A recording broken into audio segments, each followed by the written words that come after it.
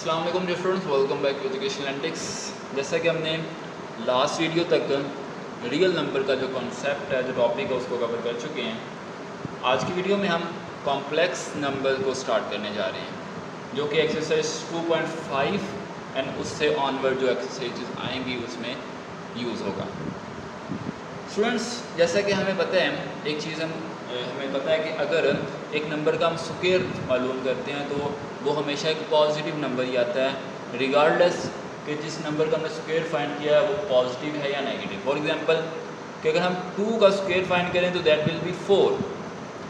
Similarly अगर हम -2 का स्क्वायर फाइंड करें तो दैट विल आल्सो 4। इसका मतलब है कि स्क्वायर एक ऐसा फंक्शन है जो नेगेटिव नंबर्स के आंसर को भी पॉजिटिव कर देते हैं। ठीक है, यानी स्क्वायर एक ऐसा फंक्शन है कि वो नेगेटिव नंबर्स के आंसर को भी पॉजिटिव में कन्वर्ट कर देते हैं। तो इसका मतलब ये हुआ कि हर पॉजिटिव और नेगेटिव नंबर का स्क्वायर हमेशा पॉजिटिव ही होता है। लेकिन अगर हम इस चीज़ को मान लें, अगर हम इस चीज़ को एग्री कर जाएं, हम कहते हैं कि ओके दिस इज़ ट्रू, लेकिन फिर हम इस एक्सप्रेशन के बारे में, इस इक्वेशन के बारे में हमारा क्या ख्याल होगा कि जिसको हम लिख सकते हैं x² + 1 = 0। और इसका सोल्यूशन किस तरह का होगा? इसका सोल्यूशन होगा x² = -1। अब यहाँ पे देखें कि यहाँ पे एक नंबर जो x है, जिसका हमने वैल्यू फाइंड करनी है, उसका स्क्वायर -1 के इक्वल आ रहा है। लेकिन हमने जो बात कही थी, हमने कहा था कि एवरी नेगेटिव और positive number have square positive. अगर हम उसका स्क्वायर लेते हैं तो that will B positive number, लेकिन यहाँ पे तो नेगेटिव है। तो इसके लिए हम क्या कह सकते हैं? इसको हम सादा लफ्ज़ों में लिख सकते हैं, दोनों तरफ अगर हम स्क्वायर रूट लें तो प्लस माइनस स्क्वायर रूट -1 आ सकते हैं। तो स्टूडेंट्स, इसका मतलब ये हुआ कि जो हम यहाँ तक हम स्टडी जब करते रहते हैं, रियल नंबर्स की स्टडीज़ करते रहते हैं, तो तब हमें ये पता है कि ये सारा जो है ना वो पॉजिटिव नंबर्स आ जाते हैं। लेकिन यहाँ पे हमारे नंबर्स रुक नहीं जाते। इट मीन्स कि यहाँ पे कुछ और नंबर्स भी अवेलेबल हैं जिनका जो स्क्वायर होता है वो -1 आ जाते हैं। तो हम इस तरह के नंबर्स को हम कॉम्प्लेक्स नंबर्स कहते हैं, जो कि एक रियल नंबर्स के मिक्सचर से बनते हैं। हम ज़रा उसके सेट की डेफिनेशन पढ़ लेते हैं और फिर हमें ज़्यादा अच्छे से अंडरस्टैंडिंग हो जाएगी कि सेट ऑफ कॉम्प्लेक्स नंबर्स कौन सा सेट होता है। अ सेट ऑफ नंबर्स, ये भी एक सेट होता है नंबर्स का। ठीक है, ये नंबर्स का सेट है। A set of numbers contains, जो कवर करता है कंप्लीट आर, उसमें आर यानी रियल नंबर सारे मौजूद होते हैं उसमें। ठीक है, a set of numbers contain R and those numbers whose square is negative, यानी उसमें आर भी मौजूद होता है और वो वाले सारे नंबर्स मौजूद होते हैं जिनका स्क्वायर भी नेगेटिव होता है। जैसा कि हमारे पास यहाँ पे देखें तो ये भी कोई एक नंबर है जिसका स्क्वायर नेगेटिव आ रहा है। ठीक है, तो वो कहता है कि कॉम्प्लेक्स नंबर एक ऐसा नंबर्स का सेट है जिसमें रियल नंबर्स भी मौजूद हैं और साथ में वो भी नंबर्स मौजूद हैं जिसके स्क्वायर्स भी नेगेटिव आते हैं। ठीक है, तो हम इस कॉम्प्लेक्स सेट को हम इस तरह लिखते हैं। सी को हम जब लिख के दरमियान में एक इस तरह लाइन लगा देते हैं, तो this is a complex set की नोटेशन है। इसका जो एलिमेंट्स किस तरह के होते हैं, a + b i, और इस i को हम आयोटा पढ़ते हैं। ठीक है, इस i को हम आयोटा पढ़ते हैं। ठीक है, a + b iota such that a b belongs to r, यानी a और b जो होते हैं वो सारे रियल नंबर्स ही होते हैं।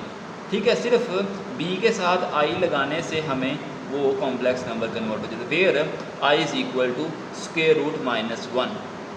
ठीक है, i मीन्स स्क्वायर रूट -1। तो जब हमारे पास कोई भी एक ऐसा नंबर आ जाए या कोई ऐसा सोल्यूशन आ जाए जिसका स्क्वायर नेगेटिव आता हो, तो इट मीन्स कि वो रियल नंबर्स नहीं हैं, वो असल में कॉम्प्लेक्स नंबर्स हैं।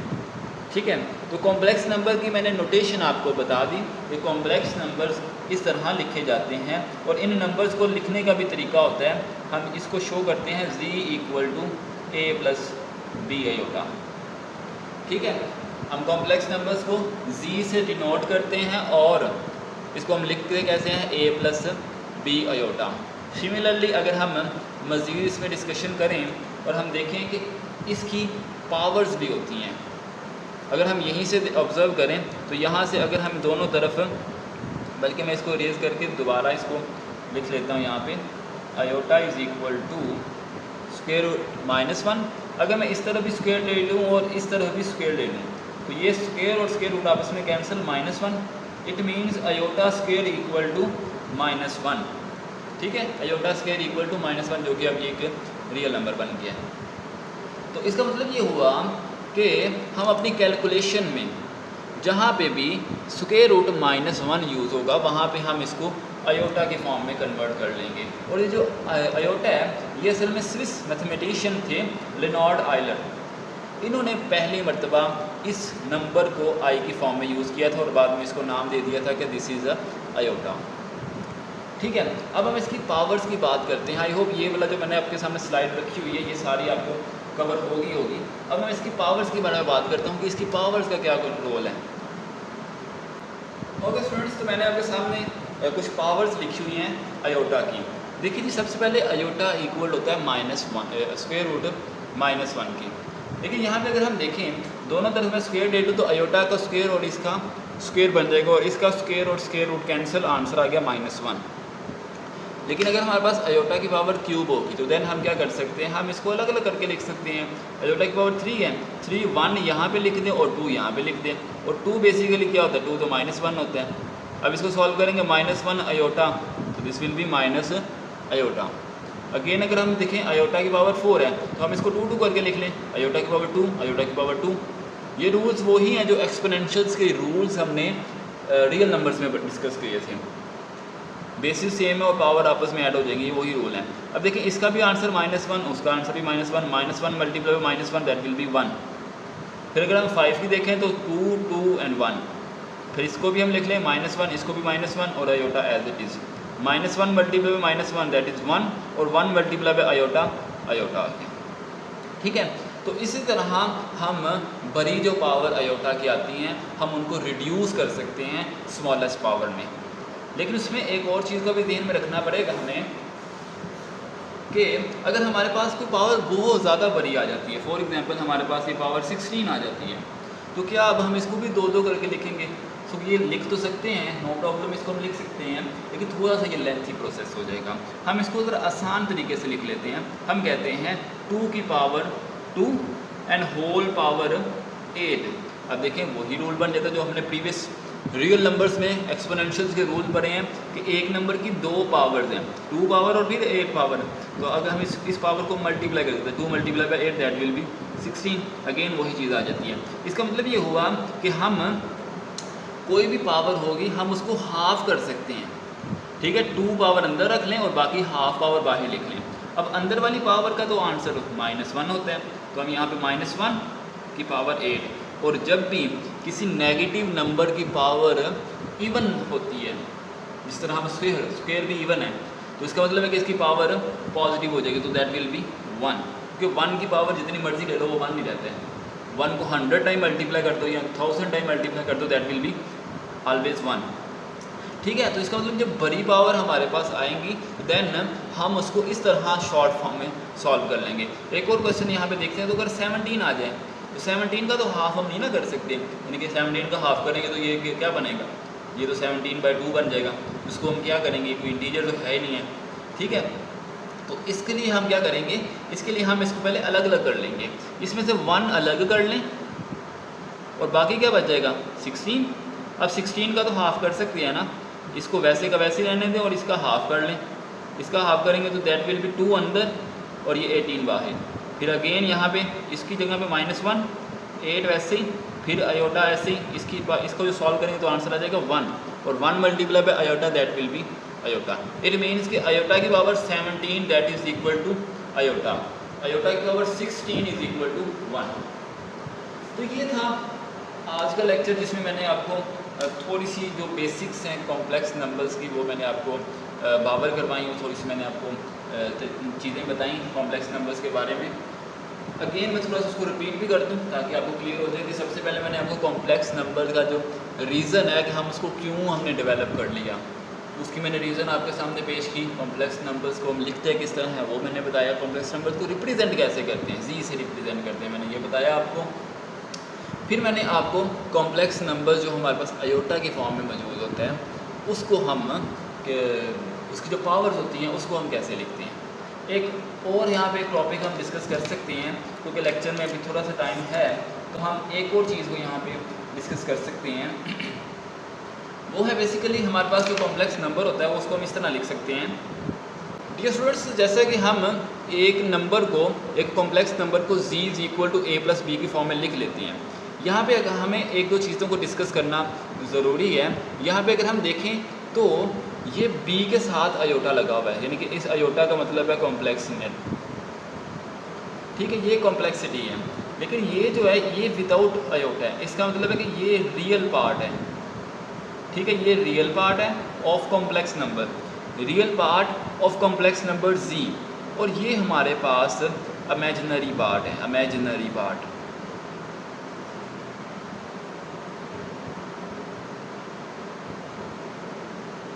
Imaginary part of complex number z, यानी ये जो है रियल पार्ट है और ये कॉम्प्लेक्स पार्ट है। और अगेन मैं रिपीट कर दूं कि कॉम्प्लेक्स पार्ट सिर्फ b है, सिर्फ b कॉम्प्लेक्स पार्ट है, अयोटा नहीं है। अयोटा तो उसको इमेजिनरी बना रहे हैं, सो अयोटा इसमें इंक्लूड नहीं होगा।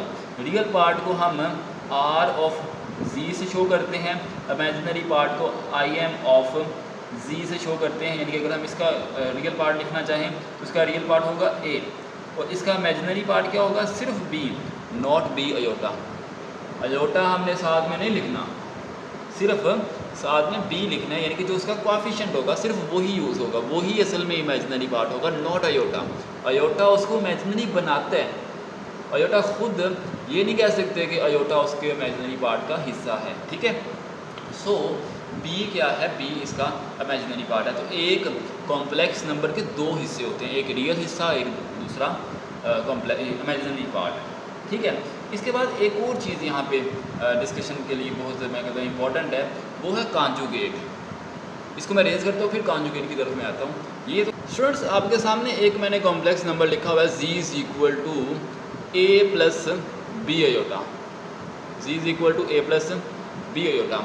हम इसके कॉन्जुगेट की बात करते हैं। कॉन्जुगेट मीन्स कि हम इस अयोटा वाले का साइन बदल दें। अब यहाँ पे मैं एक चीज़ आपको बताता चलूँ कि जब हमने x square plus 1 equal to 0 लिखा था, फिर हमने कहा था x square is equal to -1, और फिर हमने कहा था दोनों तरफ स्क्वेयर रूट ले लो। स्क्वेयर रूट ले लिया तो हमारे पास आया प्लस माइनस स्क्वेयर रूट -1। अब यहाँ पे देखिए तो हमने कहा था कि अयोटा जो है वो तो बेसिकली ये है, तो इसका मतलब है कि यहाँ पे दो चीज़ें, दो अयोटा मौजूद होंगे, एक प्लस वाला अयोटा होगा और एक माइनस वाला अयोटा, यानी कि प्लस वाला एक अयोटा और एक माइनस वाला अयोटा। ठीक है, तो देखें स्टूडेंट्स, एक जो z नंबर होता है जो कि कॉम्प्लेक्स नंबर है, इसमें हम जो नंबर जो अयोटा यूज़ करते हैं वो प्लस वाला यूज़ करते हैं।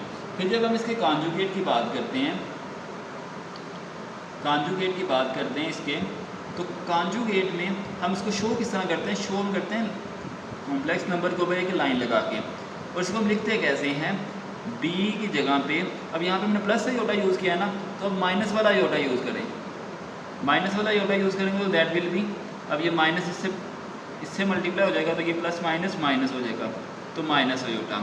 सो हम यहाँ पे कह सकते हैं कि z का कॉन्जुगेट उसको हम रिप्रेजेंट करते हैं z बार से, और उसको हम लिखते कैसे हैं कि जो अयोटा होता है उसका हम साइन बदल देते हैं, यानी कि जो भी अयोटा की वैल्यू होती है उसका हम साइन बदल देते हैं। अगर वो प्लस है तो दैट विल बी माइनस कर देते हैं, और अगर वो नेगेटिव है तो उसको हम पॉजिटिव कर देते हैं, तो ये हमारे पास कॉन्जुगेट आ जाते हैं। अब यहाँ पे हम कह सकते हैं कि ये वाला नंबर इसका कॉन्जुगेट है और सेम ये वाला नंबर इसका कॉन्जुगेट है, यानी कि ये आपस में एक दूसरे के कॉन्जुगेट हैं। और कॉन्जुगेट की अगर मैं आपको मिसाल दूँ तो देखिए जी, कॉन्जुगेट जब हम कहेंगे z और z1, इसका आंसर आएगा रियली। ठीक है, वो हम सॉल्व भी वैसे करेंगे नेक्स्ट वाले लेक्चर्स में, इसको सॉल्व भी करेंगे कि जब हम इसको आपस में ऐड करते हैं तो कॉन्जुगेट आपस में कट जाते हैं, सॉरी कॉम्प्लेक्स नंबर्स आपस में कट जाते हैं। इसका मतलब ये हुआ कि जिस तरह हम रियल में इनवर्स की बात करते हैं, यहाँ पे हम उसी इनवर्स को कॉन्जुगेट कह रहे हैं। ठीक है, तो कॉन्जुगेट मैंने आपको बता दिया कॉन्जुगेट क्या होता है और क्यों होता है, ये भी मैंने बता दिया आपको। ठीक है, वो जस्ट क्योंकि यहाँ पे दो अयोटाज आते हैं और 2 आयोटा फिर जाहिर सी बात है एक पॉजिटिव और एक नेगेटिव। पॉजिटिव रखेंगे तो 1 नंबर मिलेगा और अगर उसका हम नेगेटिव उल्टा रखेंगे तो फिर वो हमें जी कॉन्जुगेट मिलेगा। ठीक है, तो यही था कि आपका आज का लेक्चर वाइंड अप करते हैं।